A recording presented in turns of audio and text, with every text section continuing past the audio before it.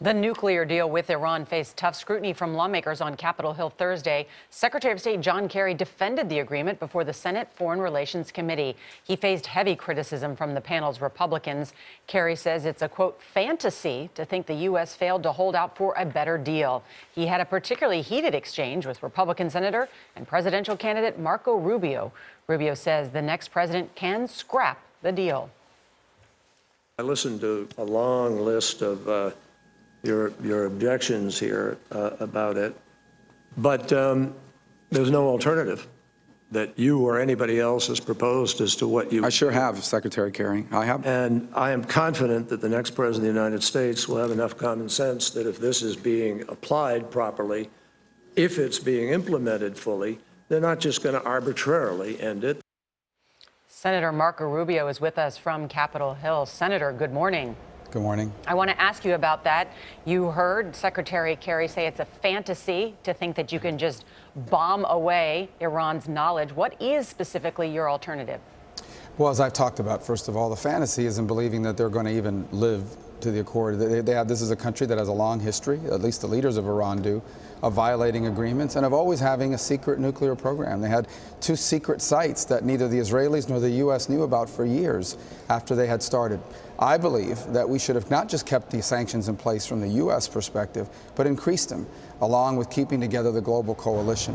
What unraveled the global coalition and those sanctions is when we went into these negotiations without the precondition that in order to move forward, Iran had to abandon its long-range missiles and that Iran had to abandon enrichment capability. Once we gave those things away, it began to unravel everything. All right, now, Senator, moving forward, the only option we have is to reimpose the American sanctions and give Iran a very clear choice. You can have an economy or you can have a weapons program, but you will not be able to have both. Senator, the deal now has the unanimous support of the UN Security Council. You heard the Saudi foreign minister as well say that they support this deal. Will Congress have the votes to override a presidential veto? Well, it'll all depend on how many Democrats join us. There's no doubt the majority of members of Congress are going to vote against this agreement, I believe. The question is whether enough Democrats will join in this effort. Otherwise, the president will veto whatever we do, and it'll go into place. But as I made clear yesterday, and it's important for people around the world to understand, is that this is a deal with the Obama administration. It is not a treaty. It is not binding on the next president.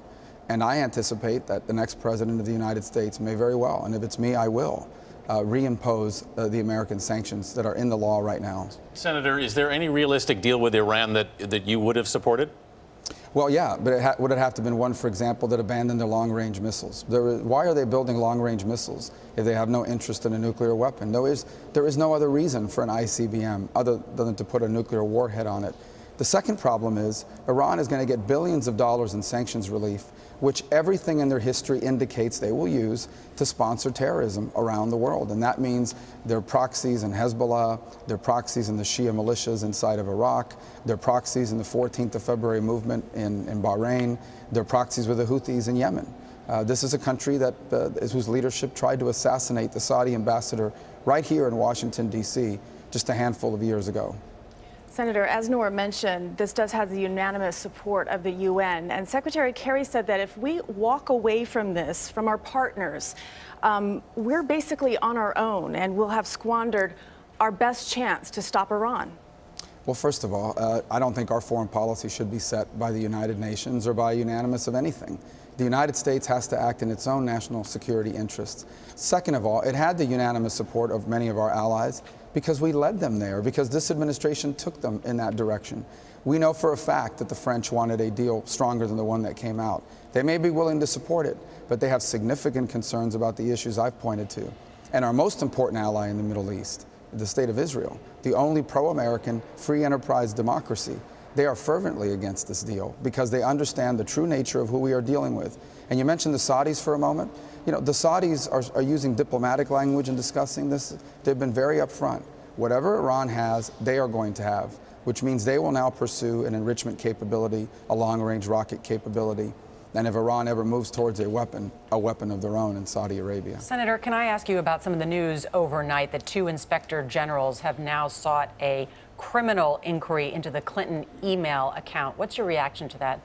Well, I don't know a lot about that story. Obviously, that needs to be taken seriously, those recommendations. I have deep concerns about the use of those emails because they contained sensitive information of the United States government and of the way we do business on a diplomatic front that she exposed to foreign agents by using a non-governmental server.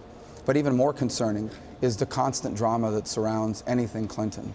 In essence, it's not just now, it's not just the emails, it's just a long string of things that every time they're involved, there is something going on with deception or keeping things from the public eye or some other drama. And we just really, as a nation, cannot afford 4 or 8 years of that. Senator, Donald Trump is leading some of the latest GOP polls and dominating the conversation right now in the Republican Party. Rick Perry called him a cancer on conservatism.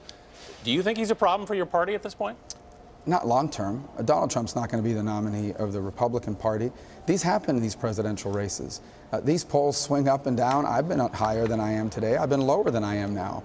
These polls at this point basically are measuring who people are hearing about on the news, and Donald Trump is benefiting from that.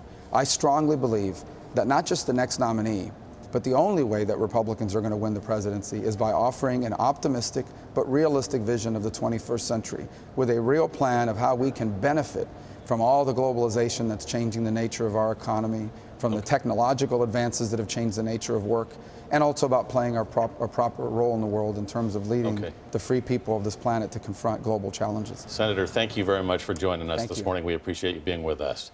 Thank you.